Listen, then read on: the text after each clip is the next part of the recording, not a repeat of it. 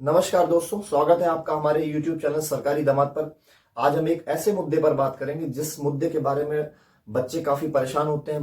बच्चों की नींदें उड़ जाती हैं, रात में वो ख्यालात आते हैं, जिस बच्चे परेशान होते हैं। वो मुद्दा ये है कि क्या हमें 25 हमारी आज उम्र 25 साल हो गई है और हम 26 साल के हो गए हैं, 27 साल के हो गए हैं, और क्या मुझे एसएससी की तैयारी दोबारा करनी चाहिए? क्या मुझे एसएससी की फील्ड में दोबारा आना चाहिए? देखो, जो 26 साल की आपकी उम्र है, उस उम्र में आपसे रिश्तेदार आपसे ये पूछते हैं कि बेटा क्या कर रहे हो। मोहल्ले वाले आपसे पूछते हैं बेटा कब कब तक आपकी जॉब लगेगी। पिताजी आपसे पूछते हैं कि बेटा कब तक आप कर पाओगे। ठीक है, ऐसे सवाल आते हैं। रिश्तेदार आपसे पूछने लगते हैं कि शादी कब तक करोगे। तो ये सारी चीजें आते हैं, तो समाज का प्रेशर, बहुत सारी चीजें होती हैं। और 25-26 साल की उम्र में ये सोचना कि मैं दोबारा एसएससी की तैयारी शुरू करूं, ये बहुत ही बड़ा और बहुत ही साहसी फैसला होता है। और क्योंकि इस उम्र में जहां करियर का दबाव होता है, जहां समाज की उम्मीदें आपके ऊपर लगी होती हैं, सबसे ज्यादा उम्मीदें आपसे होती हैं। अगर आप इस टाइम पर निराश हो, अगर आप निराश हो, खुद से परेशान हो। मेरे पास एक बच्चे का डीएम आया था इंस्टा पे कि वो बच्चा राजस्थान से था, उसका नाम नहीं बताऊंगा। काफी दिन से मेरे से पूछ रहा था भैया मैं एसएससी की तैयारी में दोबारा कैसे आऊं। तो मैं सिर्फ उसी के लिए वीडियो बना रहा हूं। और बहुत सारे ऐसे युवा हैं, बहुत सारे ऐसे छात्र हैं, बहुत सारे ऐसे हमारे मित्र हैं, यार हैं, दोस्त हैं, जिनकी उम्र काफी हो गई है और दोबारा चाहते हैं कि हम एसएससी की फील्ड में दोबारा जाएं। तो ये वीडियो सिर्फ उन बच्चों के लिए है जिनकी उम्र बढ़ चुकी है और वो दोबारा एसएससी की फील्ड में जाना चाहते हैं। तो ये कोई बहुत ही पेचीदा और बहुत ही साहसी कदम है आपकी जिंदगी में। और अगर आप निराश हो, खुद से परेशान हो, तो यह एक बहुत ही सही समय, और अभी बहुत आपके पास टाइम है। ऐसा कुछ बिगड़ा नहीं है, आपके हाथ से चीजें अभी पूरी तरीके से चीजें गई नहीं है। आपको बस एक सही दिशा और प्रैक्टिकल होप की जरूरत है, जो मैं आपको बिल्कुल दूंगा। मैं आपको कोई यहाँ पर खोखले मोटिवेशन की बात करने नहीं आया हूं। मैं आपको प्रॉपर एक स्टेप बाय स्टेप गाइडेंस आपको दूंगा, ये जिसकी मदद से आप सिलेक्शन अपना ले पाओगे। और मैं ऐसी स्ट्रेटजीज आपको बताऊंगा। बस आपसे एक रिक्वेस्ट हमारी है कि आप पूरे वीडियो को स्किप मत करिएगा। कहीं पर कोई भी चीज में आप स्किप मत करिएगा कि बढ़ाकर देख लें, ऐसा मत करिएगा। बस नंबर 1 आपको क्या ध्यान रखना है कि एक्सेप्टेंस और रियलिटी चेक। आपको चीजों को एक्सेप्ट करना होगा कि, और आपको खुद से रियलिटी के साथ जागना होगा कि हमने कहां पर गलती करी है और मुझे क्या चीजें एक्सेप्ट करनी है। ठीक है, उम्र सिर्फ एक नंबर नहीं होता है। ठीक है, उम्र सिर्फ एक नंबर नहीं है, एक अवसर भी होता है। ठीक है, एक अवसर। एसएससी, सीजीएल और अन्य परीक्षाओं में कई पदों पर ऐसे होता है कि उनमें जो एज का क्राइटेरिया होता है वो 30-32 साल तक का होता है। आपने सुना होगा। ठीक है, तो आपको यह समझना होगा कि आप अभी लेट नहीं हो। आप जो सोच रहे हो कि मैं बहुत लेट हो चुका हूं, मैं बिल्कुल हताश हूं, निराश हूं, परेशान हूं, तो बहुत एज हो चुकी है, ऐसा नहीं है। बस आप थोड़ा सा जो टाइम टेबल है, आपको चीजें बदलने की जरूरत है, आपको स्ट्रेटेजीज बदलने की जरूरत है, आपको दोबारा उन चीजों को रिकवर करने की जरूरत है। इन सारी चीजों की जरूरत है, प्रॉपर गाइडेंस की जरूरत है। तो इस वीडियो में आपको पूरा गाइडेंस और पूरी क्लियरिटी के साथ सारी चीजें बताऊंगा। बस आप वीडियो पूरा देखिएगा। नंबर 2 पर आती है, पिछली जब आपने बार प्रिपरेशन करी थी, आपका सिलेक्शन नहीं हुआ था, आप पिछली जो आपका हार है उसको आपको एक्सेप्ट करना होगा। उस हार को आपका विश्लेषण उसका पूरी तरीके से आपको करना होगा कि दोबारा आपको तैयारी अगर करना है, उससे पहले, तैयारी करने से पहले आपको यह जानना होगा कि मैं पिछली बार किन किन चीजों से मेरा सिलेक्शन नहीं हो पाया, कौन कौन सी मैंने कमियां करी। तो वो जानना बहुत जरूरी है। ठीक है, अब वो कमियां कौन कौन सी हो सकती हैं वो मैं आपको समझाता हूँ। 3-4 चीजें देखो हो सकती हैं। नंबर 1 ये हो सकता है कि आपका सिलेबस पूरा नहीं था, आपने पूरी तरीके से सिलेबस अपना खत्म नहीं किया था और आप एग्जाम देने शुरू हो गए थे। नंबर 2 पर यह होती कि आपकी स्पीड कम थी। जब आप एग्जाम दे रहे थे, आप कर लेते होगे क्वेश्चंस, सॉल्व कर लेते होगे, लेकिन आपकी टाइमिंग और आपकी एक्यूरेसी, आपकी स्पीड कम होगी क्वेश्चन को सॉल्व करने की। या फिर आपको सही गाइडेंस नहीं मिली, आपने गलतियां ज्यादा करी। ठीक है, गलत जगह आपने गाइडेंस ले ली। या फिर आपने मॉक टेस्ट नहीं लगाए सही से। मॉक टेस्ट बहुत बच्चे नहीं लगाते हैं, डरते हैं, मॉक टेस्ट नहीं लगाते हैं, वो कमी रह जाती है।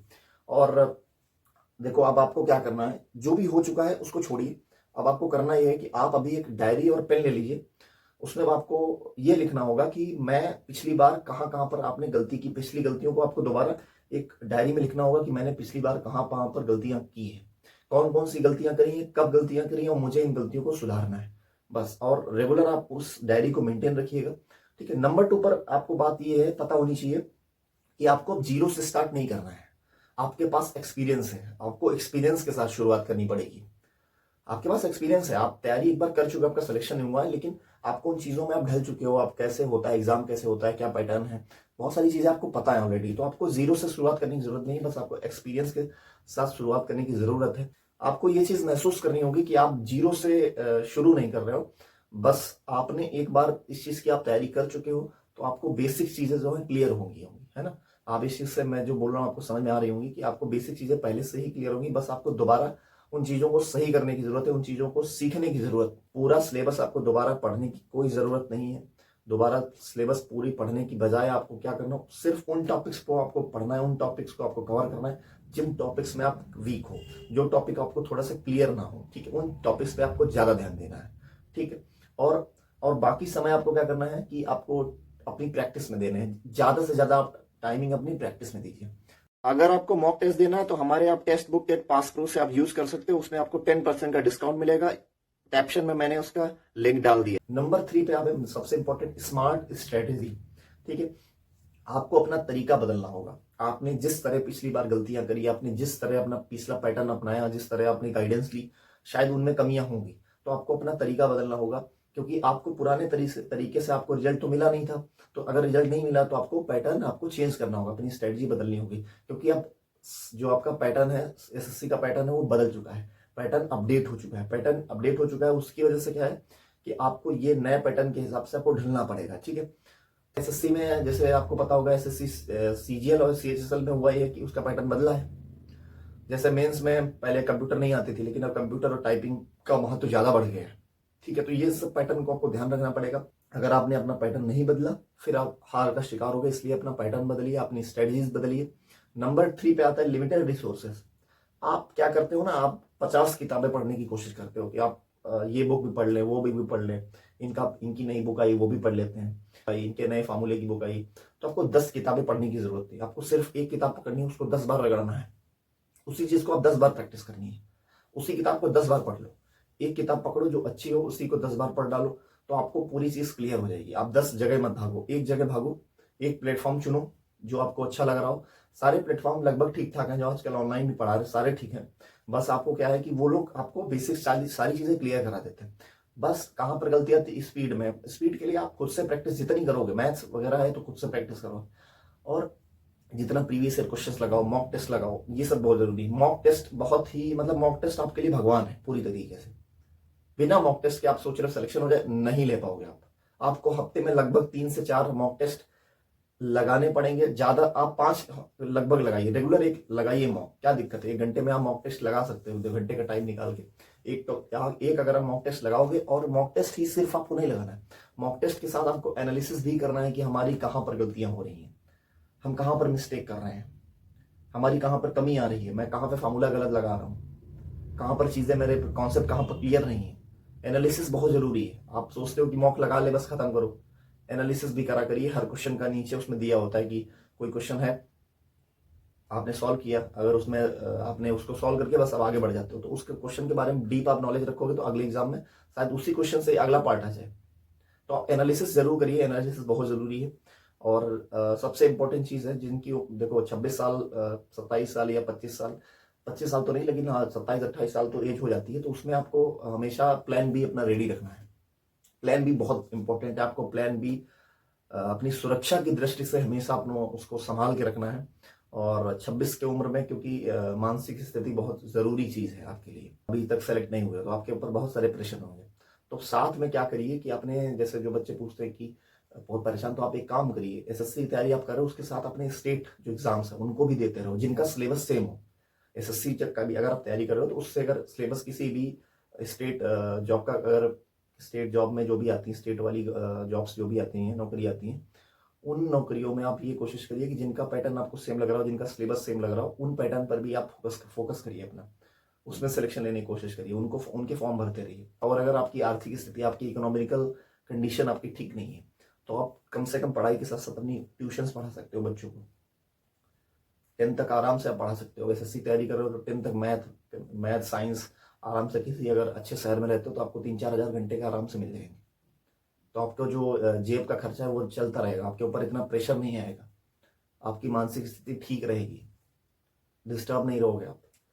या फिर आपके पास होम ट्यूशन नहीं पढ़ा पा रहे हो, तो आप कुछ ऐसा पार्ट टाइम 2-3 घंटे का करिए, जिससे आपको घर से, जैसे जिनकी प्रॉब्लम ज़्यादा है, तो आपके पास जब थोड़ा सा पैसा वैसा हल्का आएगा तो अपना खर्च आप निकालते रहोगे, क्योंकि बाहर रहना मुश्किल होता है, मैं समझता हूँ इस चीज़ को। तो बाहर अगर आप रहते हो तो इन चीज़ों का भी ध्यान रखिए। आपको या तो ट्यूशन पढ़ानी है, कोई पार्ट टाइम ऐसा काम करना, ऐसा नहीं करना कि पूरे पूरे दिन आप काम कर रहे हो, नहीं। बस आपको 2-3 घंटे का कोई काम ऐसा करना है, या आपके अंदर कोई ऐसा टैलेंट है, कोई चीज़ आप करते हो जिससे आप कमा सकते हो। 4-5 हज़ार आप कमा लेते हो तो बहुत है, 4 हज़ार तक कमा लेते हो तो स्टूडेंट के लिए इतना खर्चा बहुत है, आप आराम से बुक्स ले सकते हो, अपनी चीज़ें सही कर सकते हो, ठीक है। ये चीज़ आप ध्यान रखिए। उसके बाद कि नंबर 5 पे सबसे इंपॉर्टेंट है सामाजिक प्रेशर जो होता है, सामाजिक दबाव, जिसको बोलते हैं सोशल प्रेशर, वो तुमसे उससे आपको बिल्कुल दूरी बना के रखनी है, ठीक है। जैसे रिश्तेदार हैं आपके, फैमिली वाले हैं, मेहमान हैं आपके, इन सब से आपको बिल्कुल दूरी बना लेनी। अगले 6 से 8 महीने तक बिल्कुल आप रिश्तेदारी, दोस्ती, यारी, जो बिल्कुल निगेटिव टाइप के आदमी हैं, निगेटिव चीज़ें बताते हैं, आपको निगेटिव गाइडेंस देते हैं, उनसे बिल्कुल आपको दूरी बना के रखनी है। बिल्कुल भी उनके पास नहीं जाना है, ठीक है। क्योंकि आपका बस एक ही मंत्र होना चाहिए कि मुझे जो है मेरी खामोशी को मेहनत करने दो, और सफलता तो शोर मचा ही देगी। तो ठीक है, ये आपको हमेशा अपनी एक मंत्र जैसा याद रखना है कि हमेशा खामोशी में अपना काम करना है लगातार। इसलिए क्योंकि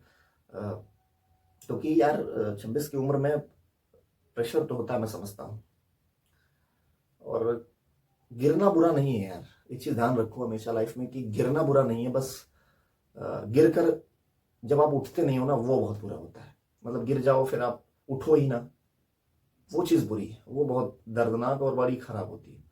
तो अगर आपके अंदर अभी भी सरकारी जॉब का जज्बा है, अगर अभी भी आपके अंदर वो जज्बा है, वो जुनून है, तो उम्र तो एक सिर्फ एक नंबर है, कोई दिक्कत नहीं। 25-26 साल की उम्र में कोई भी बाधा नहीं है। बहुत सारे बच्चे होते हैं जो 25 से 26 साल की उम्र में टॉपर बनते हैं, आपने सुना होगा। तो अपने दिमाग को आपको पॉजिटिव रखना है, मेन चीज़ ये है। आपको निगेटिव कभी भी नहीं सोचना कि यार मैं कैसे करूँगा, क्या होगा।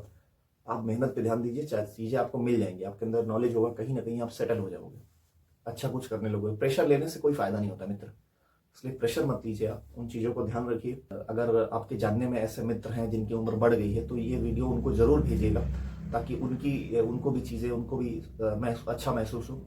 और आपको वीडियो, हमारी जो मैंने चीज़ें आपको बताई, शायद आपको अच्छी लगी हो, तो वीडियो को लाइक जरूर करिएगा। और ऐसी स्ट्रेटजीज के लिए आप हमें फॉलो करना मत भूलना, ठीक है। ऐसी चीज़ें मैं आपको लगातार बताता रहता हूँ, तो फॉलो कर लोगे आप, सब्सक्राइब कर लोगे हमारा चैनल, तो आपसे मैं भी जुड़ा रहूँगा लगातार। Thank you. जय हिंद।